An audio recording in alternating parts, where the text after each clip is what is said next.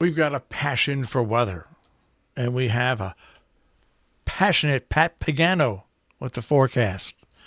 Good morning, passionate Pat. That's a lot of peas there. It really is. It really is. I don't know. But I don't know what got into me. I apologize. that's quite all right. But at least you'll see some sun today, which is more than what we've seen in quite some time. So 40 to 45 will do it today. The front that caused the precip yesterday has moved to our south. A little colder air moved in. And that's just in time for the front to come back north tonight and introduce more precip. Okay. Tonight will be similar to Sunday night. We'll have snow and some sleet developing 1 to 2 inches by tomorrow morning, which was the same it was Monday morning, Yeah. in the low 30s. And then any wintry mix goes over to rain tomorrow. We rise to the mid 40s. The rain quits probably about 2, 3 o'clock in the afternoon. Then on Friday, ineffective sun with icy winds, maybe a passing flurry. It said 15 to 20, but the way it actually will work, it'll start in the 20s Friday and then fall into the teens. And that means that by Saturday morning, single digits across most of the area. Saturday will be a sunny, cold day in the middle 20s. Clouds will increase. It will get milder on Sunday with a chance of late snow showers, and the highs will be around 40 for the holiday weekend. Monday, by the way, President's Day, should be partly sunny and cold with highs in the 30s. So it looks like we're in the winter of snow to rain. It's just That's what it it. is. Yep. You're right. We're in the winter of snow to rain. And the cold waves are 1 to 2 days long, and that's it. So, well, Nothing persistent. But you remember back in the beginning, the end of January, early February, we were watching that humongous Arctic air mass in Alaska. yeah. And I told you pieces would keep breaking off and sailing down, and that's what's happened. This is the second piece. So, the whole thing itself did not come down, just little pieces, and that's why we only get a day or two of cold air. So, hey, I'm not complaining. No, It's made life a lot easier for me, and I know it's made it a lot easier for you. absolutely. Now, I watched a movie yesterday on Amazon, and it was really good. And then I remembered our guy David Sterrett had reviewed it. I forget what he said about it. It's called The Peanut Butter Falcon. Never heard of it. You have to watch it, Pat. It's about an autistic guy who escapes from. They put him into an old age home because that's the only place they had room for him, and his journeys with a guy that he runs into, and then the healthcare worker that's Pat. It's funny, it's emotional, it's a very very good movie. It's a And it's very called good movie. Peanut Butter Falcon. The Peanut Butter Falcon. Okay, that's good because I mean I still have some movies that I was supposed to watch before the awards that I didn't. It's got like an almost 8 out of 10 by IMDb, and Rotten Tomatoes gives it a 96%. Wow. And when was this movie out? It came out earlier, I think in 2019. Oh, okay. The Peanut Butter Yeah, Falcon. and Any actors in there that we know? I'm not sure. Yeah. Hang on here. It was. Let's see here. It was nominated. Where is this? It was nominated for a bunch of stuff, but it didn't win. It was released in March of 2019. The Okay. nominations came from the directors. No, what is going on here? I can't. Oh, here we go. This is what they win. The Directors Guild for outstanding directing and first time feature film. But it's you'd like it a lot. Now let me see if I can get to the. I'm on it right now. Stars Zach Gottsagen, Ann Owens, Dakota Johnson, Yeah, which I'm not too familiar with, but that's okay. it's good. You'll enjoy it. I'm telling you, you'll enjoy it. Okay. Thank you. Thank you for passing that on. Sounds like something I probably would. And as you know, we're not doing any more full-length movies. So even if this was exceptional, I'm not even suggesting it. As of last night at 10 o'clock, the editing hours have gone to 97. Amazing. 97. Now, the movie part two is finished without the credits. The credits have to be put in today. That shouldn't take all that long. And then after that, disc number 3 will have to be made, and that would be the making of.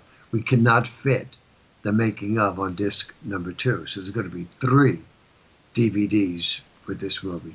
I'm telling you, I'm going to compose a little poster. And on the poster, I'm just going to say how many days it took to shoot the movie, how many hours it took to edit the movie, and how much money it took. And I'm going to put this poster up in the den where we show the movie at the end of this month, so that everybody can see. It's really a monumental project, and that's one of the reasons we're scaling back. I mean, it's number 28, 28 years of doing this. A little too much. I'm tired of it. Yeah. You can't blame me.